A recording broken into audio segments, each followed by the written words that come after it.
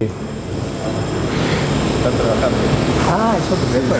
Bien, entonces les comentaba, me da mucho gusto, mis felicitaciones a todos ustedes, y me da mucho gusto y alegría que tomar conocimiento, porque la verdad lo había escuchado de manera muy marginal. Ahora veo una feliz realidad, una universidad dedicada a la tecnología, a la ciencia, a la tecnología, con estudiantes motivados en estos campos, porque en este momento yo creo que en el mundo, y sobre todo en nuestro país, y bueno, también en los países desarrollados, vivimos una crisis de las ciencias naturales.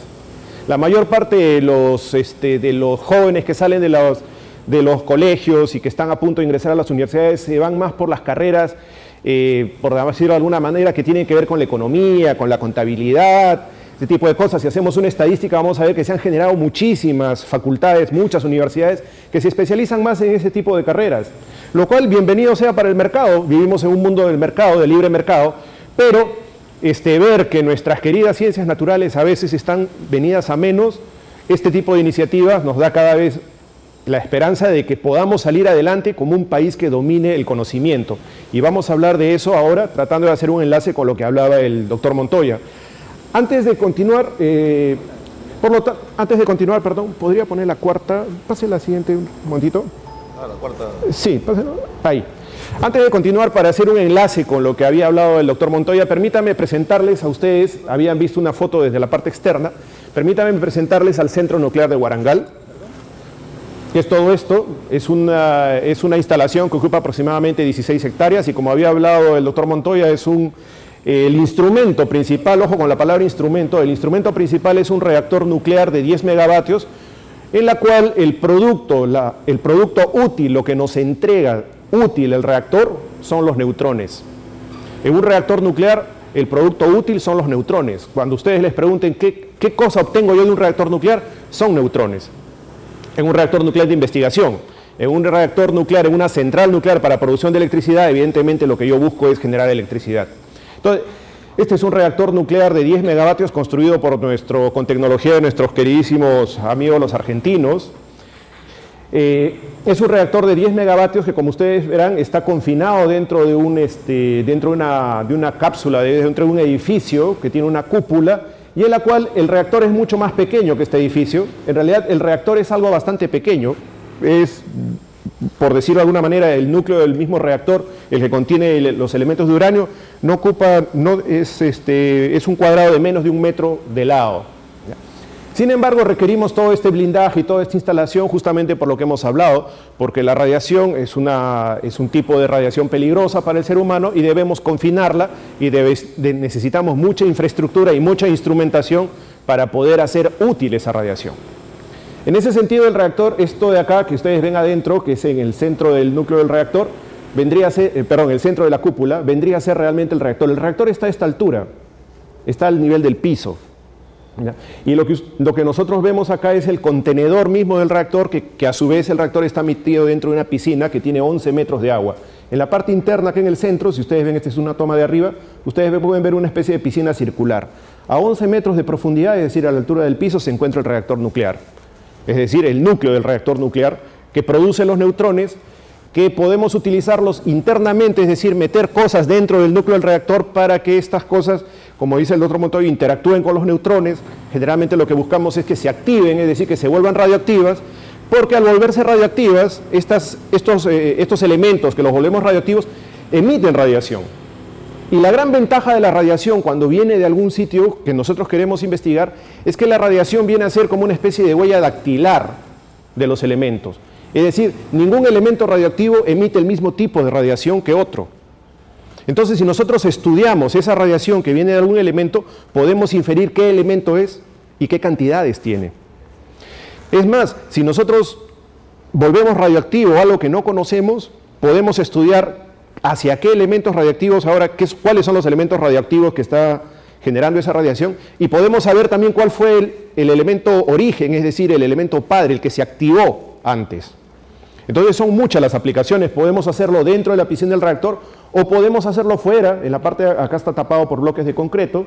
Podemos tener los haces de neutrones saliendo del núcleo del reactor a la altura del piso, a más o menos 1,20 metros de altura, y nosotros podemos poner cosas ahí. Podemos poner materiales, como decía el doctor Montoya, podemos poner materiales de cualquier tipo, físico, biológico, material físico, material químico, y por la forma como los neutrones interactúan con estos materiales, cuando yo estudio el comportamiento de estos neutrones con el material, puedo sacar información de qué cosa es este material o cómo es la estructura del material. En realidad hay muchísimas aplicaciones de los neutrones para estudiar materiales de la misma manera análoga como existen muchas aplicaciones de los rayos X, por ejemplo, para estudiar las estructuras internas de cosas. Todo el mundo sabe que los rayos X se pueden utilizar para hacer radiografías, que se pueden utilizar para hacer difracción de rayos X, que se puede usar para hacer tomografía de rayos X, de la misma manera, porque finalmente un neutrón, si bien es cierto es una partícula, también tiene un comportamiento de onda, por lo tanto, el comportamiento mismo de una onda del neutrón puede utilizarse de manera análoga con los rayos X, evidentemente con una longitud de onda diferente. Ustedes se pueden imaginar toda la instrumentación, y ahora sí permítanme aterrizar un poco a la parte ya de la ingeniería. Ustedes se pueden imaginar toda la instrumentación que necesitamos para hacer esto, para hacer las mediciones, para hacer la activación, para lograr que algún sistema pueda introducir cosas dentro del núcleo del reactor, porque obviamente una persona no puede ponerse en la piscina y bajarlo a mano, tiene que hacerse de alguna manera automática. Lo que necesitamos para sacar esas muestras, o por ejemplo, ¿qué necesitamos para poner las muestras acá? Evidentemente la radiación aquí es más alta, no es conveniente que un usuario esté dentro de esto que se denomina sala experimental del reactor. Entonces, de ahí viene la utilidad, y a eso me voy a referir en esta breve explicación. Les voy a pedir un poco de paciencia, hay muchas diapositivas en esta presentación, me voy a pasar algunas por un tema de tiempo. Sin embargo, la presentación queda en la computadora para que ustedes vean las imágenes, vean un poco los textos que está, y si tienen interés, encantado en algún momento por algún medio absolver las consultas. Entonces, un tema importante que es transversal a todas las carreras que yo sé que en este momento estudian aquí, es el tema de la instrumentación, es decir, el tema de la tecnología como pieza fundamental en el apoyo de la investigación. La tecnología tiene un ámbito de aplicación directo, es decir, desde el punto de vista económico, o tiene un ámbito de aplicación para la ciencia como brazo derecho, es decir, la ciencia puede hacer muy poco sin tecnología, y la economía también puede hacer muy poco sin tecnología. Y la base de la tecnología aplicada a las ciencias es la instrumentación. ¿Y qué podemos hacer en instrumentación? Cuando nosotros estudiamos en las facultades, muchos de ustedes son electrónicos. ¿Qué podemos hacer en instrumentación? Hace poco comentaba, justamente estábamos abajo conversando con el doctor Montoya y las autoridades de la universidad, y nos decía, el doctor Montoya comentaba lo del Banco Mundial. Por supuesto no estamos de acuerdo con esto. Dice el Banco Mundial que la palabra innovación tiene un significado diferente, depende de qué país la aplique. Por ejemplo, si Finlandia, que tiene la matriz de Nokia, gran fabricante de teléfonos celulares, diseña un nuevo teléfono celular, una nueva función de un teléfono celular, para ellos es innovación. Pero que sin embargo nosotros, un país subdesarrollado, la innovación para nosotros no significa crear cosas de esta manera, sino comprar las cosas que otros han creado. Por supuesto, los que estudiamos ingeniería y los que estudiamos ciencias sabemos que discrepamos abiertamente con esa posición. Probablemente quienes nos hayan puesto esa idea sean los que estudian en el otro lado de la orilla, ¿verdad? Los que tienen que manejar el tema de la economía, pero no el tema del conocimiento. De ahí la importancia. Y una de las cosas fundamentales para lograr el desarrollo en el campo tecnológico es la instrumentación, y sobre eso vamos a hablar. La primera presentación. Muy bien, quiero hablarles un poco de algo que está al alcance de ustedes, de la experiencia que nosotros tenemos en el centro nuclear para cubrir las necesidades del reactor en el tema instrumental, y que debido a las condiciones realmente muy limitadas que tenemos en nuestro país, y condiciones muy limitadas que tienen las instituciones de ciencia y tecnología como el IPEN y como las universidades nacionales, ¿no es cierto? Y más todavía las facultades que tienen que ver con ciencias naturales, ya sea de las ciencias puras o las ciencias aplicadas o la ingeniería, es el tema de los recursos económicos.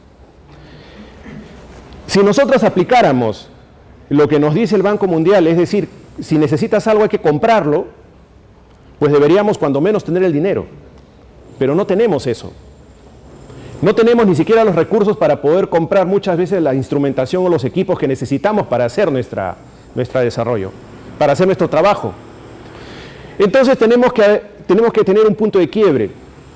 Felizmente, en un mundo globalizado como el actual, el conocimiento es libre. Se puede encontrar conocimiento ahora gracias al Internet por muchos lados. Y entonces eso nos permite abrirnos un frente. Países desarrollados como Francia, Estados Unidos, Italia, Inglaterra también desarrollan esta alternativa. Utilizar, desarrollar, innovar, investigar en instrumentación avanzada, de bajo costo, pero utilizando componentes de alta tecnología. Y sobre eso vamos a hablar algunas cosas. Rápidamente, estos 30 segundos, para los que ustedes conocen, la instrumentación tiene dos grandes campos. Es decir, la instrumentación en general se puede dividir en dos grandes grupos. La instrumentación de medida y la instrumentación de control, que tiene que ver que está ligada muy cerca con la ingeniería de control. Y dentro de la ingeniería de control tenemos campos como el tema de la robótica, el control de procesos y la automatización, que es fundamental para las empresas, que es fundamental para las empresas productivas. El tema de la automatización, la robótica y el control de procesos. Y en el campo de la instrumentación de medida, pues son todos los instrumentos que nos sirven para medir parámetros que pueden ser físicos, químicos, biológicos, médicos, etcétera, etcétera. Por eso puse los puntos suspensivos. Es decir, la instrumentación lo es todo en lo que es ciencia. La siguiente, por favor. ¿Qué es lo que nosotros necesitamos para hacer instrumentación? ¿Cuál es nuestro requerimiento? Por supuesto, ¿para qué hacemos un instrumento? ¿Por qué necesitamos un instrumento? Evidentemente, tal como lo dice, el instrumento nace a partir de una necesidad. Necesitamos medir algo, necesitamos automatizar algo, necesitamos proteger a alguien, necesitamos hacer una medida remota, necesitamos automatizar un proceso. Esa es nuestra necesidad. Y para cubrir esa necesidad necesitamos un instrumento con algunas de las características anteriores. Disponer de un instrumento, si nosotros lo queremos hacer, requiere al menos, no requiere los dos, pero al menos se puede agrupar en dos grandes grupos. La necesidad de tener conocimiento en ciencias básicas para hacer un instrumento, porque evidentemente si voy a construir algo, tengo que saber físicamente cómo funciona, o cómo funciona el principio químico, o cómo funciona el principio biológico. Es más, también debo conocer la matemática que controla el funcionamiento de esto, el funcionamiento natural de esto. Eso es lo que podemos llamar el brazo de las ciencias básicas o del instrumento, para desarrollar un instrumento. Y por otro lado necesitamos la tecnología, pues. La tecnología agrupada dentro de todo lo que son las ingenierías de ciencias. Y dentro de los cuales, dentro del campo de la ingeniería, tenemos tres grandes grupos, tres especialidades que son fundamentales y que son transversales. Una de ellas es la mecánica. Me da gusto saber que acá tiene una facultad de ingeniería mecánica, una especialidad de ingeniería mecánica. La otra es la electrónica. Me da gusto saber que también hay especialistas en ingeniería electrónica. Y la otra es de software. También tiene una especialidad en sistemas y en software. Y esto lo he hecho ayer y yo no sabía las especialidades, se las pregunté a los colegas que me trajeron en la mañana. ¿Se dan cuenta de la importancia que es trabajar de manera multidisciplinaria? Es decir, ya nadie hace algo solo. Necesitamos tener conocimiento transversal. El ingeniero tiene que saber de física, tiene que saber de química, obviamente sabe de matemática.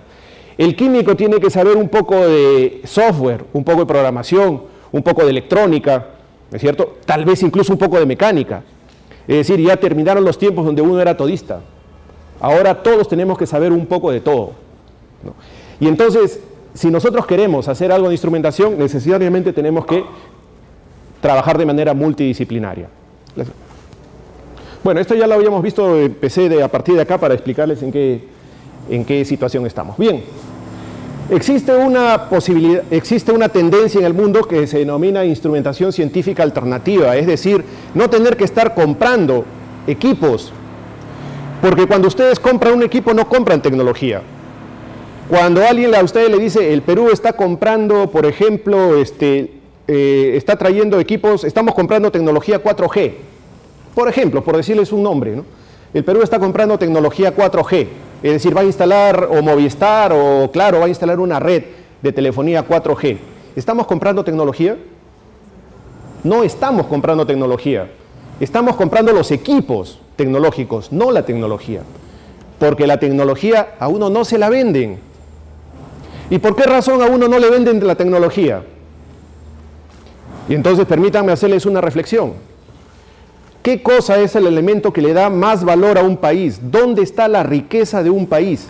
¿Dónde está la riqueza el intangible de una persona, y evidentemente un país son un grupo de personas. ¿Qué cosa hace rico a un país? ¿Cuál es la diferencia entre Estados Unidos y nosotros, o los países europeos y nosotros? ¿Cuál es la diferencia entre Finlandia y Perú? ¿Son los minerales? ¿Es el oro, la plata? ¿Son los espárragos, la agricultura? Todo el mundo sabe que en todas las economías la agricultura es subvencionada. ¿Son los minerales? Israel es un desierto y es un país rico. Es verdad, ha tenido mucho apoyo de Estados Unidos, pero lo es. Finlandia es un país pequeñito, una ínfima fracción de lo que somos nosotros. ¿Qué cosa es lo que le da valor en este momento a un país? ¿Dónde está la riqueza del siglo XXI? No sé si aparece la respuesta por ahí. Conocimiento. Conocimiento. Y cuando uno compra equipos, no compra conocimiento, solamente compra el resultado. Nadie les vende el conocimiento abiertamente. Y si se los venden, se lo cobran muy, pero muy caro, prácticamente impagable. ¿Qué alternativa tenemos? ¿Qué alternativa tenemos? Tenemos que desarrollar nosotros un proceso de aprendizaje, nosotros mismos. A veces redescubriendo la pólvora, y es lo que hacemos. Pero por supuesto hay cosas que no podemos hacer. No podemos construir ciertos componentes de alta tecnología, es verdad. No podemos construir en este momento del país un transistor, pero podemos usarlo. No podemos construir una rejilla de difracción, pero ya vamos a ver que hay alternativas. Entonces, en el mundo hay muchas cosas que se denominan de consumo masivo. Ustedes saben muy bien que en la economía la oferta y la demanda siempre se compensan. A mayor demanda, mayor oferta. Al haber mayor oferta, ¿qué sucede con los precios? Decaen. Entonces nosotros podemos tener acceso a componentes de consumo masivo de altísima tecnología. Un láser azul es de muy alta tecnología y todo el mundo lo tiene en un Blu-ray. ¿Se dan cuenta? Nadie en su sano juicio, dentro del sano juicio del ámbito que nos manejamos, con los escasísimos recursos que tenemos en el IP, se nos ocurriría comprar un láser azul. ¿Cuánto costaría? Bueno, pues, por último podemos comprar un Blu-ray y le sacamos el láser. Ahí está la innovación. No construimos el láser, pero lo utilizamos y le damos la utilidad. Y en ese procedimiento de dar la utilidad a algo que es de consumo masivo, aprendemos. Y ese conocimiento luego nos sirve como un pulpo, como las ramas de un árbol, para aplicarlo en otros campos del conocimiento. Entonces, a eso le denominamos instrumentación científica alternativa. Slow Technology, según la definición que le da François Puissy, un promotor de la instrumentación científica alternativa, un francés enamorado del Perú que ha vivido muchos años acá y que justamente nos alimenta con estas ideas. Como les comentaba, es elaborar instrumentación científica usando componentes y partes de alta tecnología que son de consumo masivo. Y como son de consumo masivo, son de bajo costo y tenemos acceso. No tenemos que gastar grandes cantidades de dinero. Evidentemente se requiere, ¿qué cosa? Se requiere audacia, pues hay que arriesgarse para hacer esto. Y ustedes saben muy bien el refrán que dice, el que no se arriesga, no gana. Hay que tener tiempo, por supuesto. Pero si uno usa el tiempo para aprender algo, para adquirir know-how, no es un tiempo perdido. Y se requiere tiempo para hacer el aprendizaje y, por supuesto, lo que les había, lo trabajo en equipo. No podemos trabajar solos. ¿Cuáles son las ventajas? Y acá viene el análisis, acá viene la reflexión. Usa componentes de alta tecnología de consumo masivo, por lo tanto son de bajo costo. Hay una amplia disponibilidad de estas cosas o de estos componentes, lo cual es que el costo sea útil. Y entonces el presupuesto que nosotros podemos requerir es bajo comparado con soluciones comerciales, y eso nos permite elevar nuestra capacidad, elevar nuestro nivel como laboratorio, como institución, etc. Al ser construida puede ser mantenida por el mismo experimentador. Si ustedes fabrican o construyen un instrumento, el día que se malogre ustedes van a saber cómo repararlo. Si ustedes compran un instrumento que les cuesta 100 soles, el día que se malogre, ¿qué es lo que tienen que hacer? O lo botan a la basura o llaman al fabricante o a la representante. ¿Y qué les va a decir el representante? Muy bien, tráeme el instrumento y repararlo te va a costar el doble, el triple, el cuádruple o 10 veces más. Permítanme hacer un paréntesis. Había una historia que nos pasaron hace mucho tiempo, una historia de una especie de historia para aprender sobre esto, que lo pasaron y siempre lo repito con mis alumnos en la Universidad de San Marcos. Cierto día en un laboratorio se malogra una máquina de muy alta tecnología, que se había comprado una máquina para hacer un aparato. Entonces la cadena productiva o el laboratorio estaba parado. Se llama al técnico, al ingeniero, al especialista para que repare la máquina. Viene el especialista, la ve, dice qué le ha pasado, tal cosa, muy bien. Saca un perillero, se va, mira un tornillo, lo ajusta, le da un par de vueltas y la máquina empieza a funcionar. Entonces el encargado del laboratorio le dice, ¿cuántos son los honorarios? 10.000 soles. ¿Qué? Le dice 10.000 soles. ¿Sí? Entonces él pensaba, dijo, bueno, acá lo agarro, ¿no? Está bien, mándeme la factura, pero detallada. O sea, y detálleme todos los ítems. Perfecto, mañana le llega la factura. Está el responsable del laboratorio, al día siguiente efectivamente le llega la factura y encuentra el detalle con 2 ítems. Lo encuentra detallado, en 2 ítems nada más. 1, decía, 1, por ajustar un tornillo, 100 soles.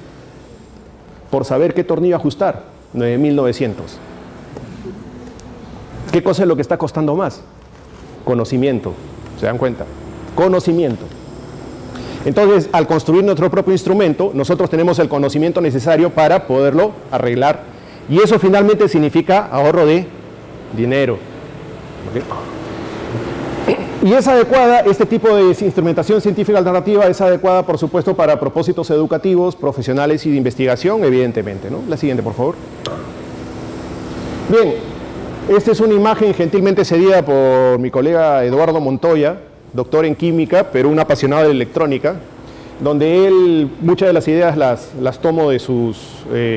muchas de las ideas que estoy hablando son tomadas de él, y él tuvo a bien tomar una foto y decir, bueno, ¿qué podemos ver en instrumentación? ¿Qué podemos entender por instrumentación alternativa? Bueno, acá tenemos varias cosas que es instrumentación alternativa, que podemos usar para instrumentación alternativa. Por ejemplo, los LEDs. Uno dice, bueno, el LED solamente me sirve para prender y apagar, para ver la lucecita. Nadie se ha puesto a pensar que un LED es una excelente fuente de luz casi monocromática y que nos puede servir, por ejemplo, para hacer estudios dispersivos o para hacer estudios de absorbancia.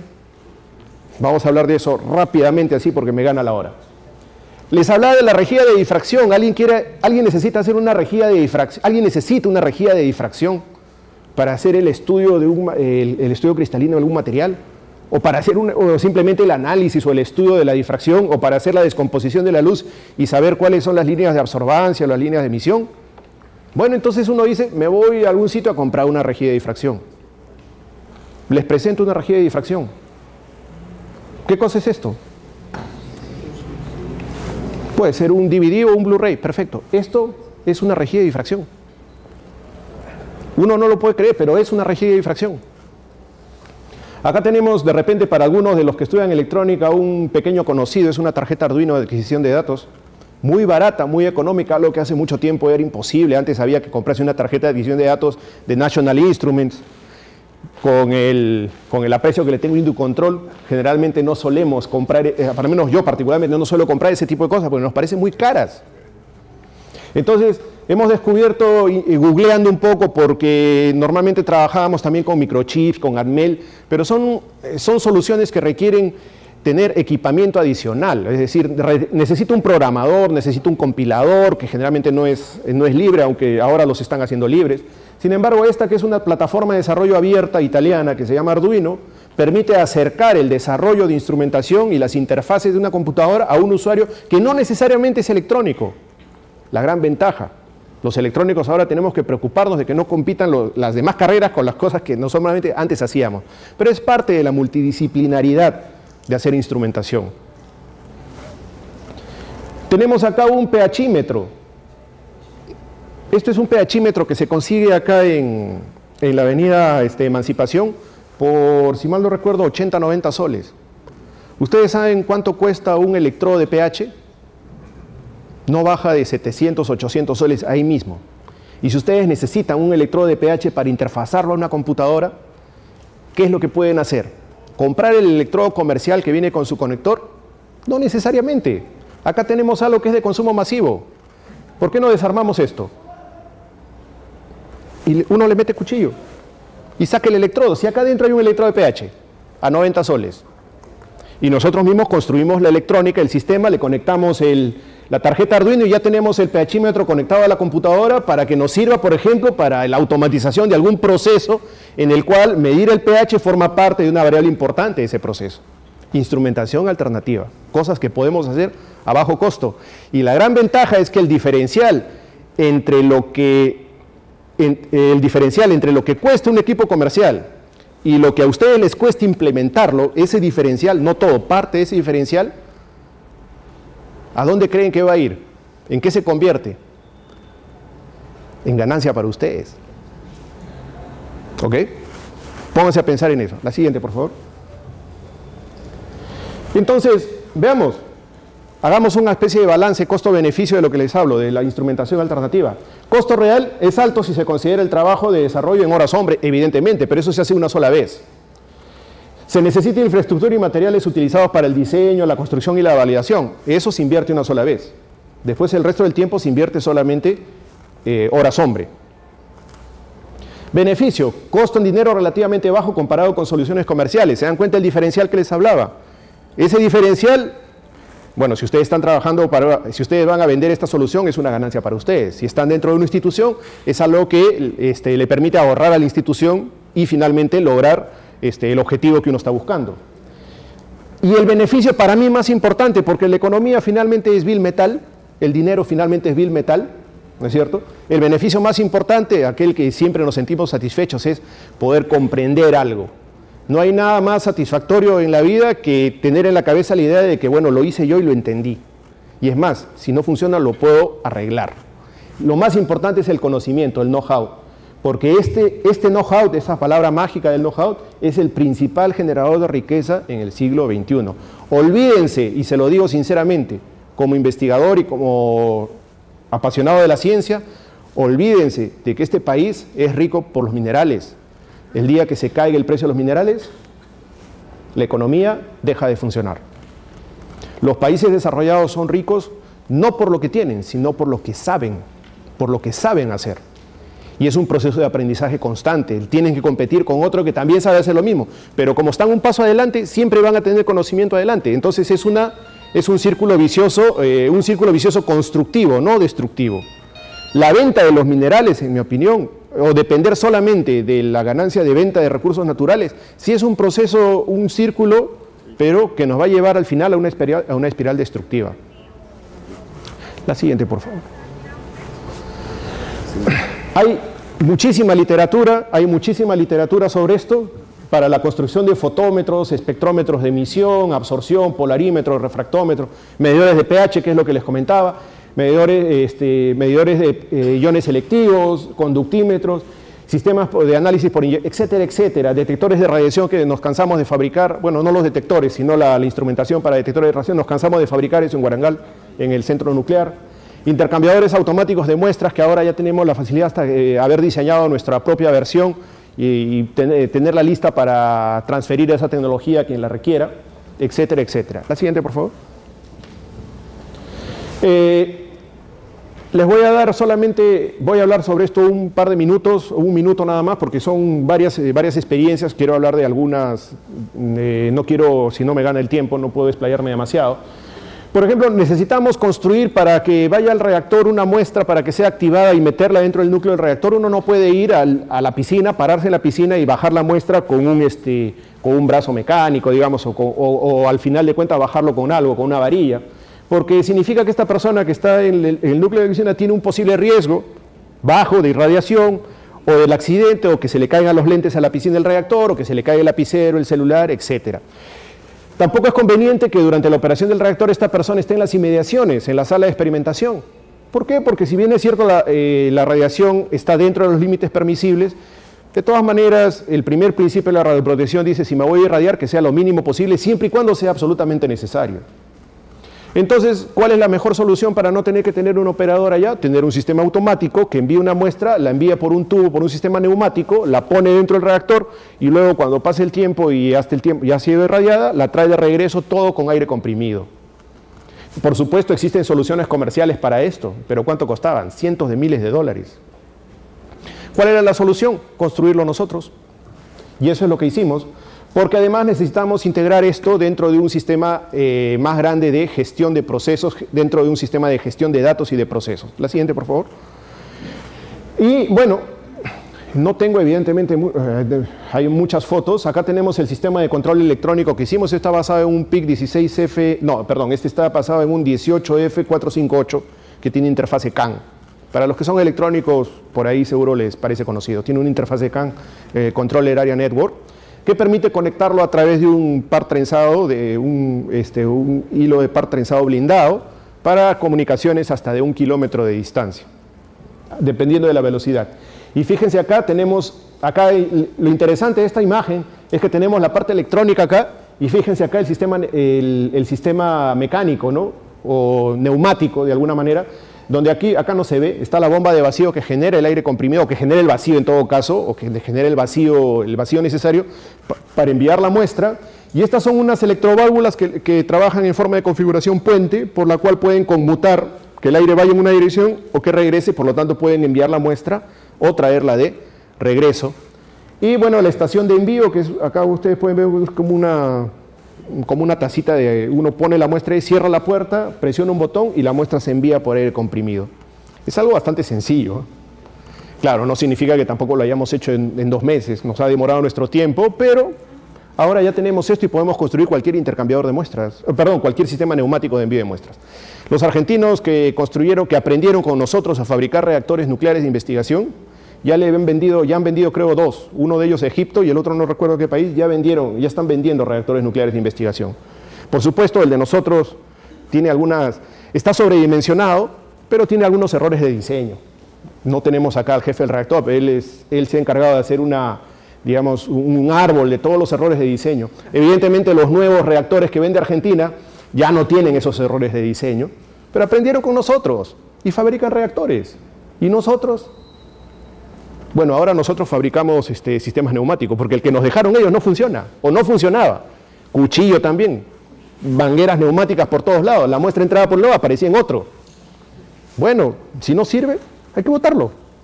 Y aprendamos a hacer. Y aprendimos a hacerlo, y ahora podemos fabricarlos. La siguiente, por favor. Bueno, esto ya es para los electrónicos. Por ejemplo, si queremos un medidor de conductividad, eso no hay necesidad de comprarlo. Un medidor de conductividad son dos clavos de acero inoxidable con sus 2 cables montados sobre algo parafina, polietileno, algo nada más, y un pequeño circuito con un oscilador de onda triangular, y luego acá está la celda, es decir, los 2 electrodos, un selector de ganancia y un rectificador y un filtro de pasabajo para que nos dé un voltaje constante. Eso nada más es un medidor de conductividad. No hay necesidad de invertir 200, 300, 400 soles. Lo podemos hacer nosotros. Miren acá. ¿Y saben quién hizo esto? Un químico. Esta foto no es mía.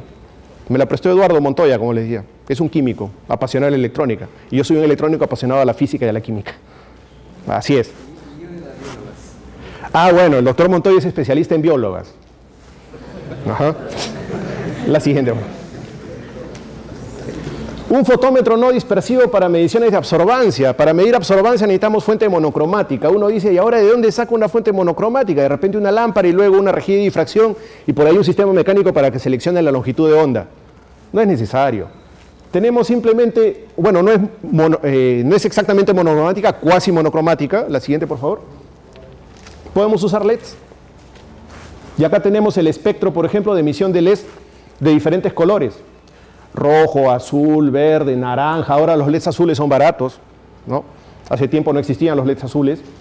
Rojo, verde, naranja, amarillo, etcétera, etcétera, etcétera. Y son cuasi monocromáticas, observen sus espectros. Son cuasi monocromáticas. Y entonces podemos utilizarlos, simplemente queremos otra fuente, sacamos el LED, ponemos otro. ¿Cuánto cuesta un LED en Paruro? 30 céntimos, 20 céntimos. Al por mayor ya, ¿cuánto? Un sola docena. ¿Se dan cuenta? No hay que pensar, y nosotros en Perú no tenemos capacidad de fabricar un LED. Pero fíjense, los LEDs son tan baratos justamente porque tienen tanta demanda. Y nosotros lo primero que pensamos solamente fuente de luz. Es decir, para ver que se prenda o como un indicador. No, podemos hacer más cosas con eso. La siguiente, por favor. Y acá, bueno, Eduardo dice una propuesta. Fíjense, acá tiene un LED emisor y un receptor. Y acá él ha hecho un portamuestra, pone ahí la sustancia química que quiere medir. Acá el LED está apagado y obviamente el multímetro me entrega 0 de voltaje, es decir, no hay emisión de luz, por lo tanto tampoco hay absorbancia. Y la siguiente, por favor.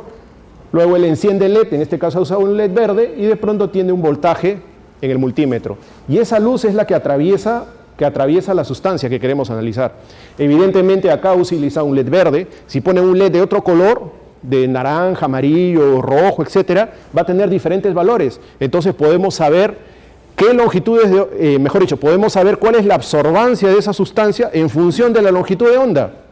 Y podemos hacer un análisis entonces de eso. ¿Y cuánto hemos invertido? 50 céntimos los 2 LEDs y un multímetro, bueno, ese RadioShack está a 50 soles. Y tenemos un medidor de absorbancia. Y si nos damos el trabajo de calibrarlo, tiene una muy buena performance que se acerca mucho a un equipo comercial, infinitamente mucho más caro. La siguiente, por favor. Bueno, y acá hay unos detalles, nos hemos encargado del principio de funcionamiento, algunos detalles del uso de LEDs. Ahora sí les pido paciencia para pasarme algunas. La siguiente, por favor. Y otro tema de la calibración de esto, bueno, hay bastante literatura sobre el uso de LEDs para medidores de absorbancia. La siguiente. Y la plataforma Arduino que les hablaba, que es una excelente oportunidad, es un proyecto open source italiano, y algunas de las características importantes, 14 líneas de entrada. Para los que son electrónicos comprenden muy bien esto.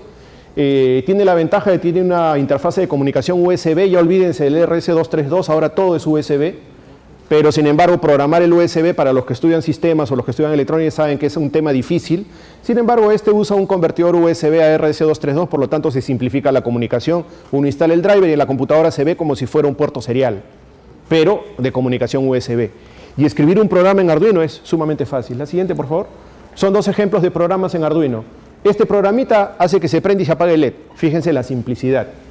No hay nada más elegante que ver algo simple. 4 líneas para que se prenda y se apague un LED. Nada más. Ponerlo en alto, ponerlo en bajo y un retardo nada más para que esté prendido un cierto tiempo. Y la otra es un sistema de adquisición de datos. Así como lo ven, es un sistema de adquisición de datos. Miren cuántas líneas. Imagínense hacer eso con una tarjeta comercial. O hacerlo con un PIC, o un ATmega, o un ATmel, cualquiera. O un FreeScale, lo que quieran. Definir la velocidad de comunicación serial, valor Alan of Read, la instrucción para leer un valor por la entrada analógica, y luego imprimirlo en la computadora, sistema de adquisición de datos. Listo, 3 líneas de código. Esa es la ventaja del Arduino. La siguiente, por favor. Este es un ejemplo de un termómetro electrónico utilizando un famosísimo LM35, es un sensor de temperatura de precisión, ¿no es cierto? Que lo encuentran en Parudo por 6 soles. La siguiente, por favor. Cómo lo conectan con una tarjeta Arduino. Y la siguiente. Y fíjense los datos que aparecen en la computadora ya transferidos a la PC. Tengo acá muchos ejemplos que se los voy a dejar para que ustedes los revisen por un tema de tiempo. Me gustaría pasar a la última, por favor. La última de frente. Acá les voy a pedir, por favor, que revisen la de construcción de un espectrómetro de luz visible, un espectrómetro usando la rejilla de difracción como un pedazo de un DVD. ¿Ya? Eso es realmente espectacular. Y como sensor usa una cámara web. Entonces tiene la imagen de los espectros directamente en la computadora. La última de frente para ver las... Ah, se salió. Ahí está. Algunas conclusiones finales. Bueno, disculpen que me haya salteado, pero por un tema de tiempo también hay que cortar. Los laboratorios bajo presupuesto pueden hacer sus propios instrumentos. No nos referimos solo a los laboratorios, las universidades, en realidad, incluso nosotros mismos podemos construir cosas en casa si es que somos aficionados a estos temas. Los estudiantes pueden participar en el diseño, construcción y validación, por supuesto, es evidente. El costo del tiempo de aprendizaje y de trabajo y desarrollo es inversión institucional y personal. Es una inversión que cuesta empezarla, pero una vez que se inicia, los resultados ya tienden a venir en una reacción en cadena, parafraseando un poco las reacciones nucleares. Y los instrumentos construidos o modificados localmente tienen un mantenimiento sostenible, es decir, no voy a necesitar una gran cantidad de recursos para que este equipo siga funcionando, porque al conocer yo la tecnología con el que lo he fabricado, estoy en condiciones de poderlo también reparar y mantener. Así que tengan en cuenta esto que les estoy comentando. Existe una posibilidad de tener un ahorro significativo de dinero y sobre todo de elevar el nivel académico de los laboratorios o de las instituciones donde nosotros nos desenvolvemos, sin necesidad de invertir mucho dinero y con la gran ventaja de que desarrollamos mucho know-how, que es lo que finalmente nos va a dar riqueza personal primero, a nuestra institución y finalmente al país, que es finalmente lo más importante. Bueno, gracias.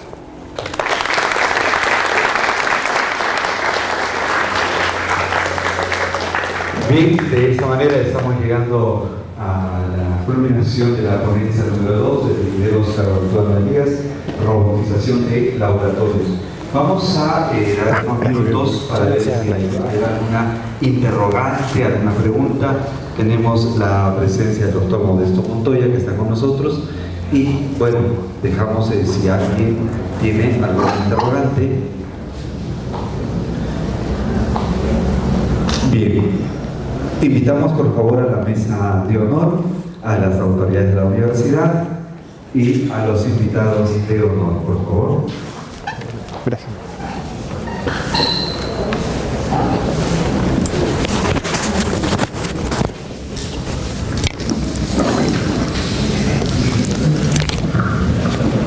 Bien, jóvenes.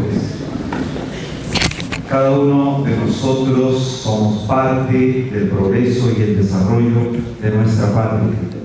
Y estamos en esta mañana ya con la presencia del doctor Modesto Montoya Zabaleta y el ingeniero Oscar Baltuano Elías, que bueno, pues engalana las celebraciones del 6º aniversario en el marco de las actividades académicas. En estos instantes vamos a dar lectura del certificado que otorga la universidad al doctor Modesto Montoya Zabaleta por su presencia en estas actividades científicas. Universidad Nacional Tecnológica del Cono Sur de Lima, certificado otorgado al doctor Modesto Montoya Zabaleta por su participación como expositor en la conferencia magistral Energía Nuclear y Aplicación, realizada en la Biblioteca Central y Editorial Universitaria por el 6º aniversario de la UNTES, Villa El Salvador, 6 de noviembre de 2012. Firma presidente de la comisión organizadora, doctor Segundo Castinado Vargas Carrillo, vicepresidente académico, doctor ingeniero Pedro José Rodena Seituque, vicepresidente administrativo, doctor Juan Victoriano Castillo Maza. En estos instantes vamos a hacer entrega del certificado al doctor ingeniero Pedro José Rodena Seituque para la entrega respectiva.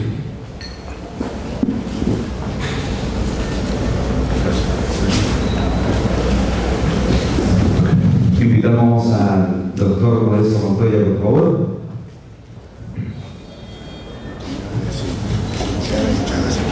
Los aplausos. Fuerte aplauso, señores.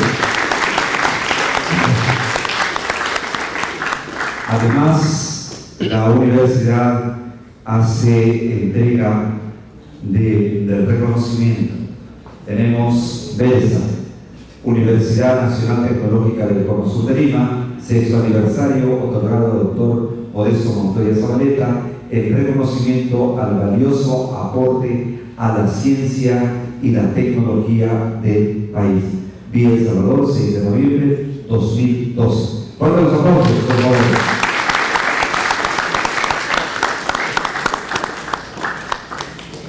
De esa manera la universidad pues reconoce la labor en favor de la ciencia al doctor Modesto Montoya. Fuerte las palmas, señoras y señores. Fuerte los aplausos. Y estamos seguros que no será la última, sino habrá muchas visitas aquí a la Universidad Nacional Tecnológica del Cono Sur de Lima. De la misma manera tenemos también el certificado otorgado al ingeniero Oscar Baltuano Elías por su participación como expositor en la conferencia magistral Robotización de Laboratorios, realizada en la Biblioteca Central y Editorial Universitaria por el 6º aniversario de la UNTES. En estos instantes, de la misma manera, vamos a invitar al doctor ingeniero Pedro José Rodena Seituque para que pueda hacer entrega del respectivo certificado. Invitamos al ingeniero Oscar Baltuano, por favor, en gratitud y reconocimiento por su presencia y participación y compartir las investigaciones.